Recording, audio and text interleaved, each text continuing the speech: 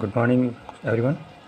ये मेरी पहली वीडियो है और मैं इसमें आपको कुछ डिटेल स्टडी बताने वाला हूँ लाइट रिएक्शन एंड फोटोफॉस्फोरिलेशन की। Light reaction takes place in the thylakoid and stroma lamellae of the chloroplast.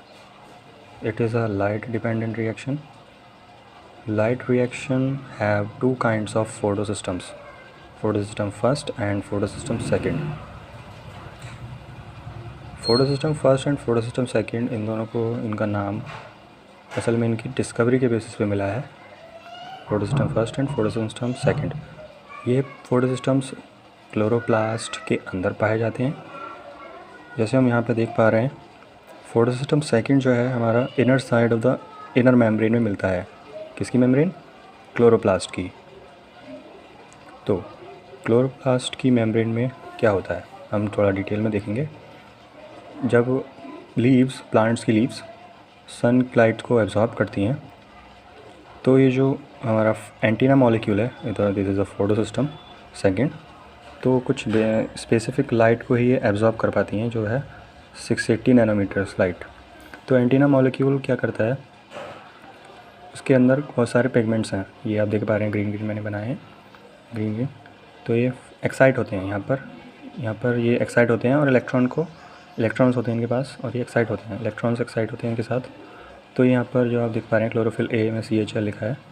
Chlorophyll A ये हमारा रिएक्शन सेंटर है, इस लाइट रिएक्शन का रिएक्शन सेंटर. तो क्या करता है ये, यहाँ पर बहुत सारे इलेक्ट्रॉन्स हैं. एक मैंने समझाने के लिए आपको दो लिए हैं. दो इलेक्ट्रॉन्स एलिमिनेट आउट होते हैं, एक्साइट होने के बाद एलिमिनेट आउट हो जाते हैं क्लोरोफिल ए से. तो यहाँ पर दो इलेक्ट्रॉन्स एक्साइट होने के बाद सबसे पहले प्राइमरी एक्सेप्टर होता है जो इस दो इलेक्ट्रॉन्स को एक्सेप्ट करता है. ये प्राइमरी एक्सेप्टर फर्दर पास करता है दो इलेक्ट्रॉन्स को प्लास्टोक्विनोन को. Plastoquinone is a lipid soluble complex. फिर प्लास्टोक्विनोन फर्दर ट्रांसफ़र करता है साइटोक्रोम B6F कॉम्प्लेक्स को. ये जो इलेक्ट्रॉन्स हैं वो B6F कॉम्प्लेक्स के पास जाने के बाद हम देखते हैं कि यहाँ पर दो एडेनोसिन डाइफॉस्फेट से 2 मॉलिक्यूल्स ऑफ एडेनोसिन ट्राइफॉस्फेट बन जाता है. यहाँ पर formation of the ATP molecule, ये it is an energy currency of the cell, इसीलिए वी कैन से दिस. फिर हमारा इलेक्ट्रॉन्स जो हैं वो प्लास्टोसाइनिन के पास आउट होते हैं, जो है वाटर सॉल्युबल. फिर प्लास्टोसाइनिन के बाद दोबारा इसको इलेक्ट्रॉन्स को भेजा जाता है, जो हमारा फर्स्ट फोटोसिस्टम है, हमने बात करी थी शुरू में, photosystem first and photosystem second.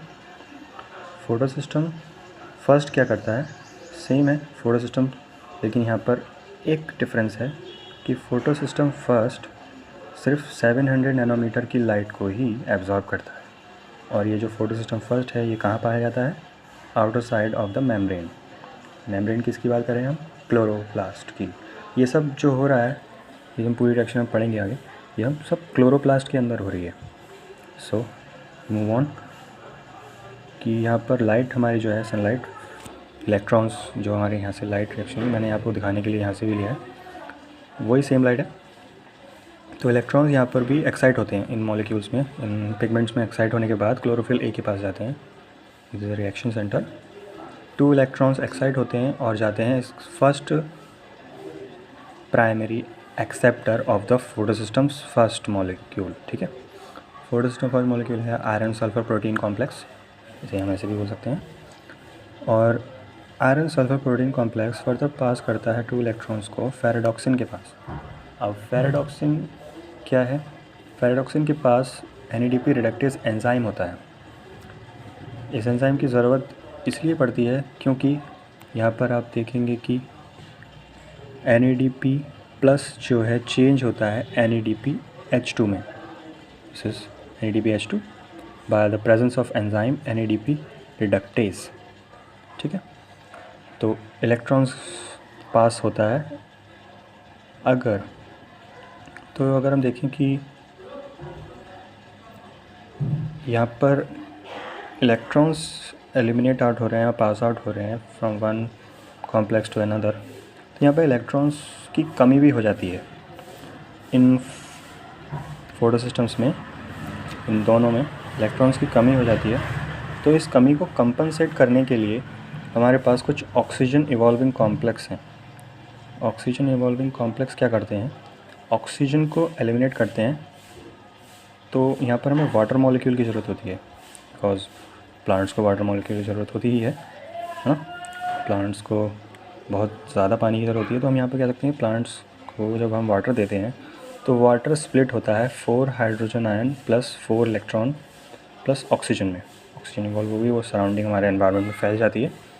तो यहाँ पर जो हमारे इलेक्ट्रॉन्स हैं 4 इलेक्ट्रॉन्स, ये यहाँ पर हमारे एंटीना मॉलिक्यूल्स में चले जाते हैं और इसकी को कंपनसेट कर देते हैं जो हमारे इलेक्ट्रॉन्स रिलीज़ हुए हैं।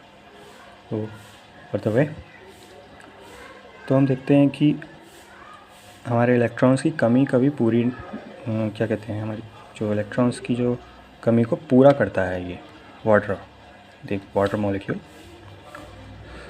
तो अगर आपसे कोई पूछे कि अगर हमारे पास फेराडॉक्सिन के पास NADP रिडक्टेज एंजाइम अगर एब्सेंट हो तो क्या हमारी साइक्लिक फोटोफॉस्फोरिलेशन होगा? जी हाँ, बिल्कुल होगा, क्योंकि हम देख पा रहे हैं यहाँ पर कि वो यहाँ से जाने के बाद आयरन सल्फर प्रोटीन से फेराडॉक्सिन के पास जा रहा है और यहाँ पर NADP रिडक्टेज अपना काम कर रहा है।